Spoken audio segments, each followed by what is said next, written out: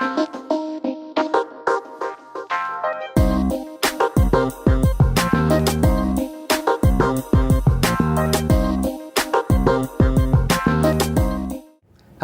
and welcome to this episode of The Manager's Corner. I'm Jim Cozzens, and I'll be your host. Joining me on this episode is our Chief of Police, Rick Flannery, who's been our Chief of Police for just over 2 years. Rick, thanks very much for making the time to be on the show.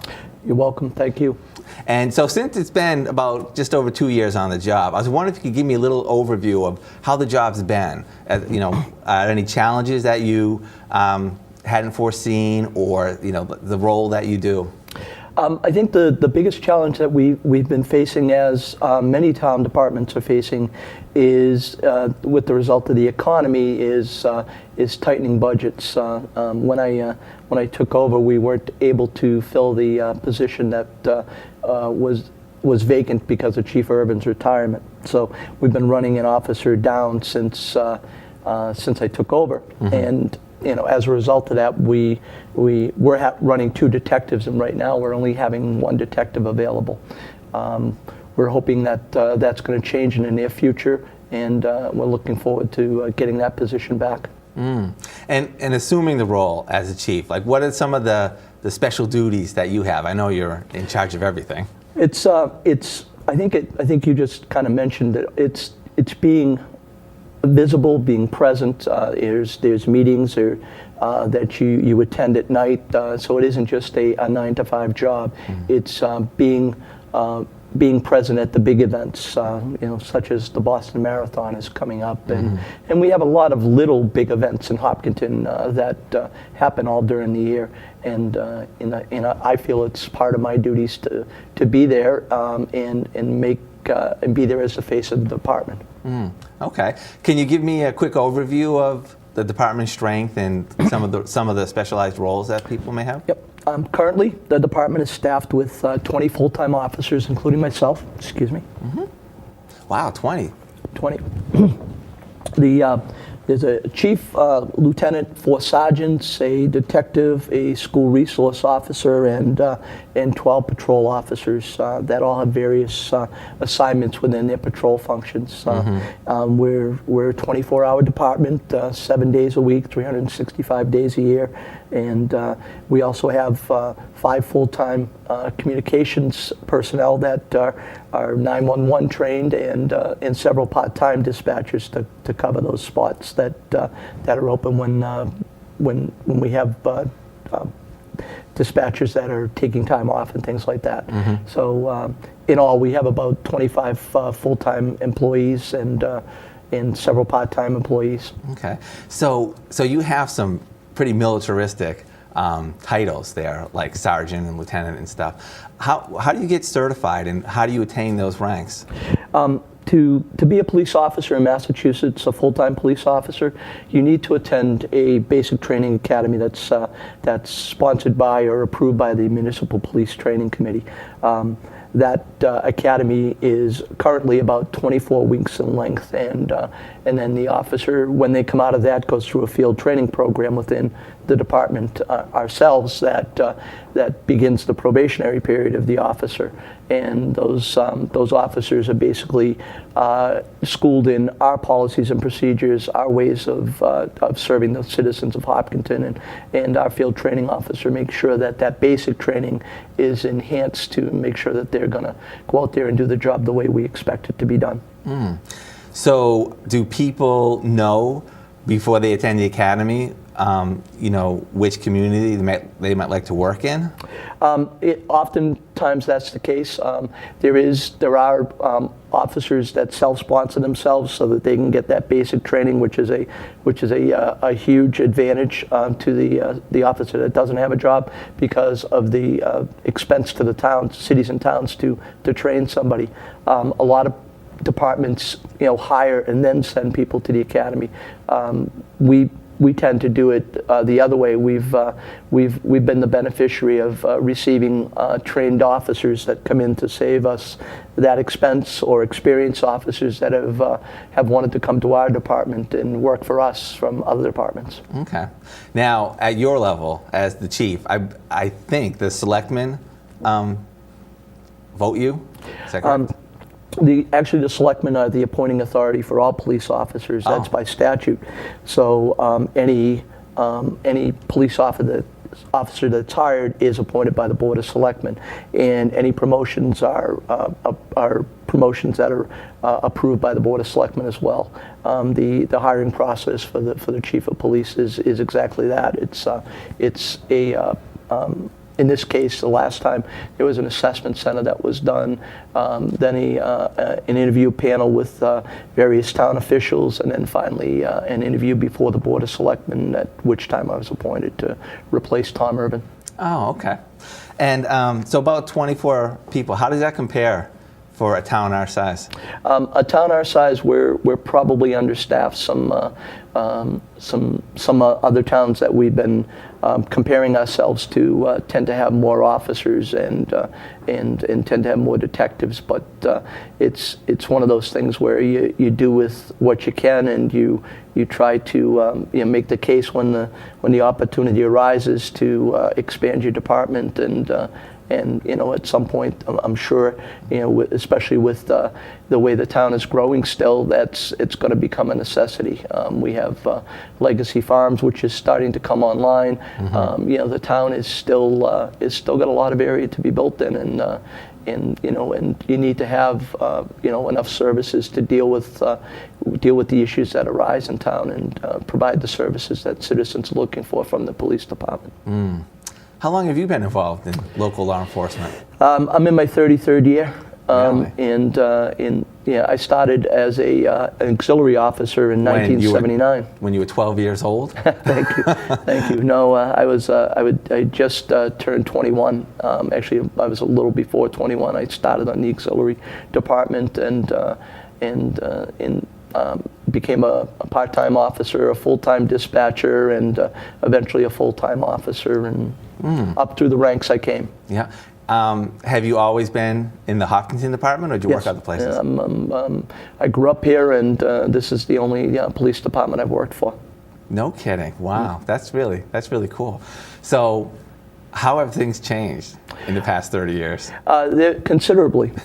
We've gone from being a department that didn't have 911, had a normal phone was the line you called in on for everything from barking dog complaints to emergencies, and logs were hand typed, and our method of contacting other police departments is either by radio or by phone, and there was no internet when I first started, and the method to do records checks and warrant checks and stolen motor vehicle checks at that time was a true teletype machine. It was actually, you would type code onto a piece of tape and feed the tape through a teletype machine, and then wait for the printout to come back from the state criminal records check system, sometimes right away, sometimes half an hour later, and now we're totally integrated.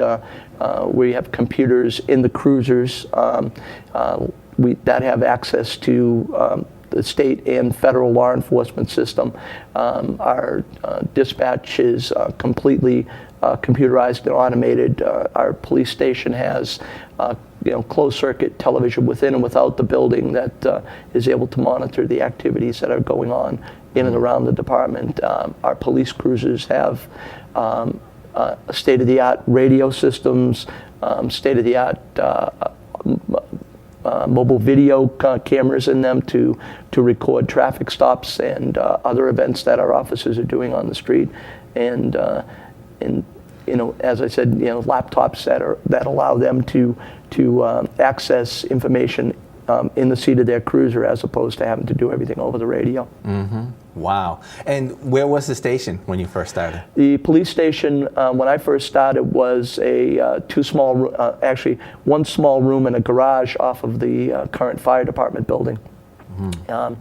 In 1979, later in the year, when I had first started there, we actually moved to the what was then the new police station, which is where our current driveway is for the current police station. And then in 2004, the current police headquarters was built, and we're currently there. All right. Well, there's so much more to talk about. We have to take a quick break, so we'll be right back. We're having a conversation with our Chief of Police, and we have a lot more to talk about, so please stay tuned. Hello, welcome to HCAM Insights. Did you know that Hopkinton's television station has underwriters who help bring you the programs we create? You will see underwriter credits at the top of the hour on HCAM-TV and on our website, HCAM.TV. Underwriting on HCAM shows their commitment to community in Hopkinton. So please, when you see an underwriter, thank them for helping to support your local nonprofit TV station. Welcome back to the Manager's Corner.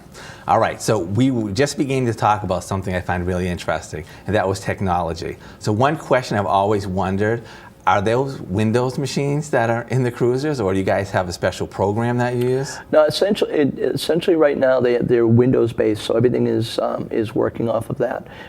We have certain sites that we access that are specialized to and secure to our uses, but it all operates off of Windows technology. Wow, that's really amazing. So can we talk a little bit about some of the programs and specialized roles that you guys cover? Yep. Our department, we're lucky to have some officers that are involved in some very good programs. One of the programs I'm proud we're able to provide the citizens of Hopkinton is two of our officers are child passenger safety technicians. The fire department also has one. Firefighter Gross is a child passenger seat technician. This allows us to assist both new parents and current parents with making sure that the child seats that they install and the child seats that they purchase are good, solid seats, and make sure that they're installed properly.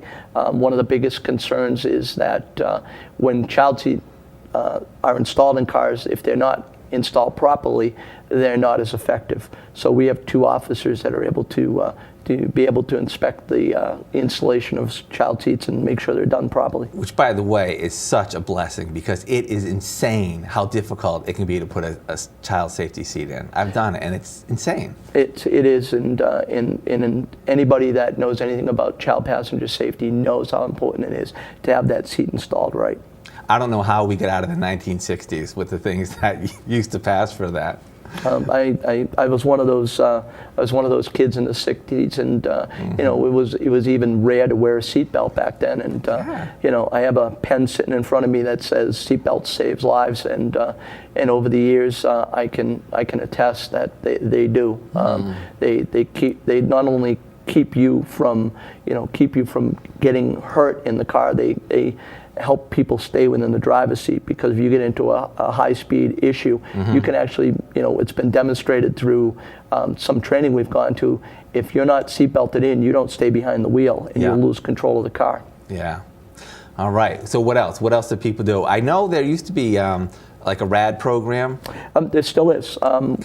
We have two officers that are RAD trained, and when we can, we run RAD classes at the police department. But one of the things, one of the initiatives I'm really proud one of our officers did is when he was the school resource officer, Detective Brennan was able to get the school to buy into the RAD program as well.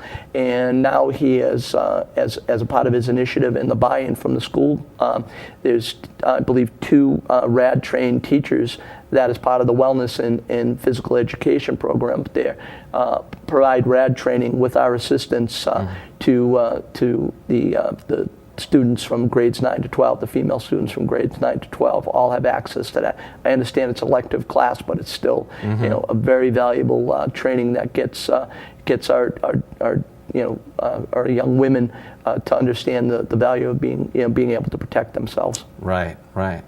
How about now? Here's a term that I didn't ask you about: community policing. I've heard about that before. Can you tell me what that is and what you do? Community policing is really an overarching theory, and that is that you're not just out there enforcing the law. You're out there as a police officer, being a member of the community, identifying problems that are an issue to the community, and trying to, not only through enforcement, but through education, through through looking at what the root of the problem is, identifying how you can address that problem to alleviate it or lessen the problem.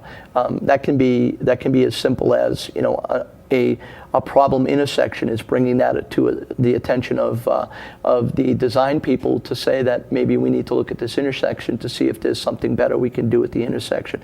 It can be as simple as somebody's complaining about speeding vehicles. We can set out a device that actually will be able to monitor the speeds of the vehicle to determine if there is in fact a problem there. Sending officers down to do traffic enforcement at problem intersections that you've identified to be able to try to lessen the problems that are going on. Okay. All right. What about click it or ticket? I see those signs. Yeah, our officers participate in the click it or ticket program, and that is something that is funded by the State Executive Office of Public Safety and Security. They provide us with some grant money that allows us to do some extra patrols during certain times of the year. We have a click it or ticket session coming up in May that we'll be announcing, and then you'll see a couple of patrols that are out there just dedicated to safety belt enforcement and getting the word out about using your safety belts to make you safer while you're driving. There are other times where they have the drunk driving over the limit under arrest. They call it an activation, a mobilization, where we have a couple of shifts that are dedicated to drunk driving enforcement. And we still, we're better at it, but we still have a significant problem with drunk driving, and we lose far too many people, and we have far too many injuries that are resulting from drunk driving. And I think it's something we can do better at. Yeah. Do you find oftentimes when people have been drunk driving, they're also not wearing their seatbelts? Yeah, I don't know that that's the case. It's you tend to focus on the major incident. I know that if we're dealing with it, they'll be cited for that as well.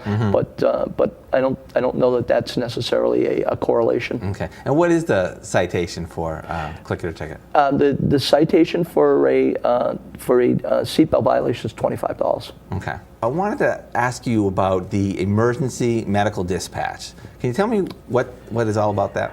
Emergency medical dispatch is a new mandate from the State 911 Board to essentially provide an enhanced service to people who call 911 with medical emergencies. In the past, what a lot of places did was you'd call up, you say, I need an ambulance, the ambulance would be dispatched.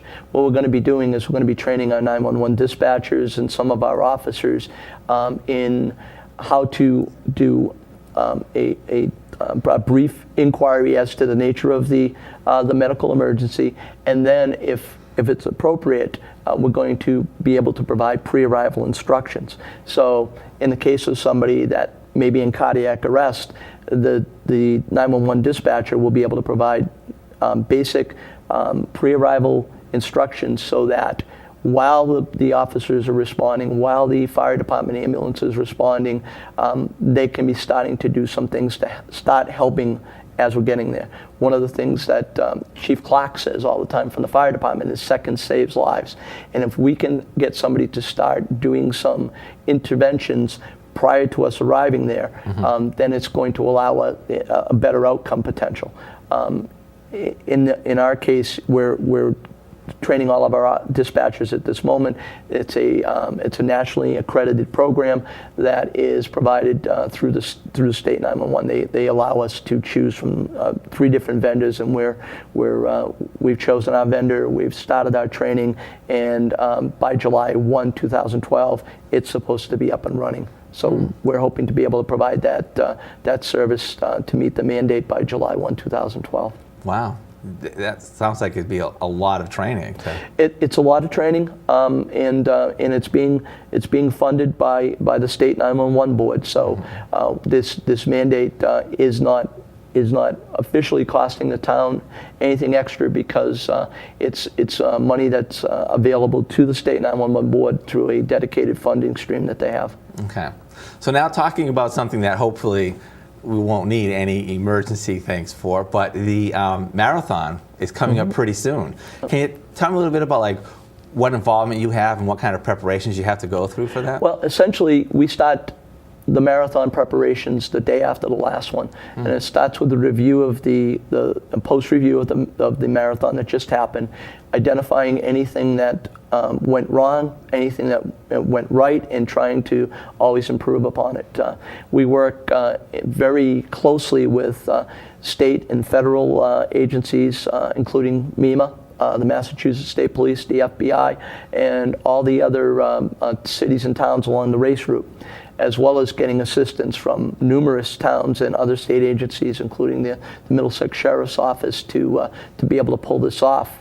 We bring 27,000 runners into Hopkinton and thousands of spectators, and they come in here starting at about 7 o'clock on Monday morning, the 16th of April, and by 3 o'clock in the afternoon, you'll not even recognize, other than maybe a few things left at the Common to be picked up, that there'd even been an event here. It's got to be so well planned and so well organized that it's a science now almost, and there's a lot of work, and I mean that literally starts the day after the last marathon and goes up until minutes before the marathon. We make adjustments. We make make sure our plans are in place, and that we're coordinating from Hopkinton to Boston. Yeah. Wow.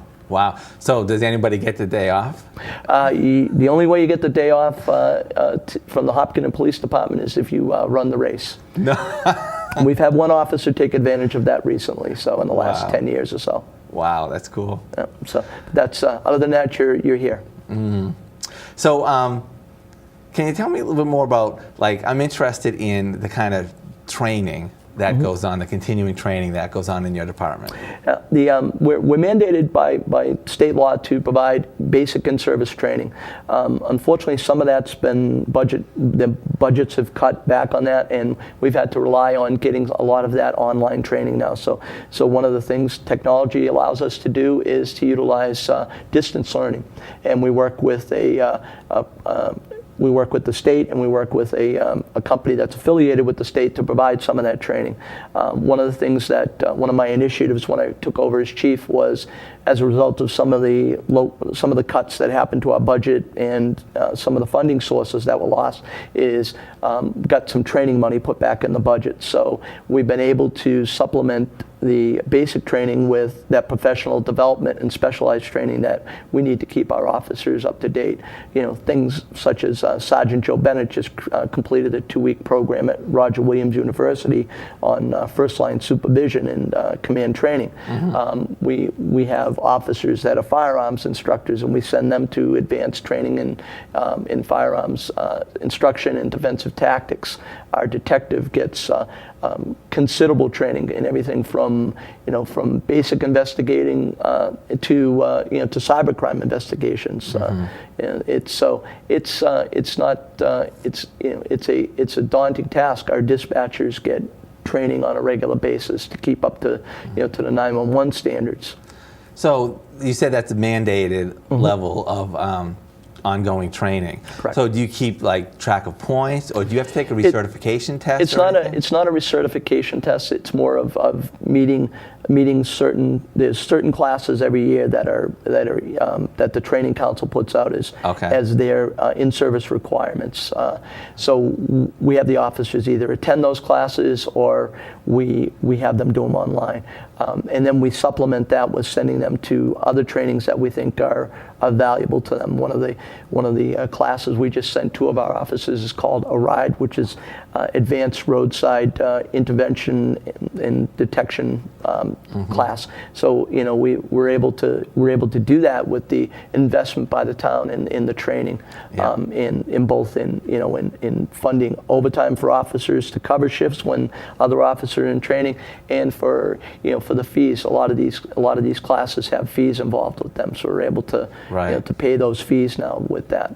Okay, so our time grows short, but one of the things I'm always interested in is how do you keep up with the flurry of like new laws and new information that's coming out, and how do you interact with state and federal agencies? How does that all work?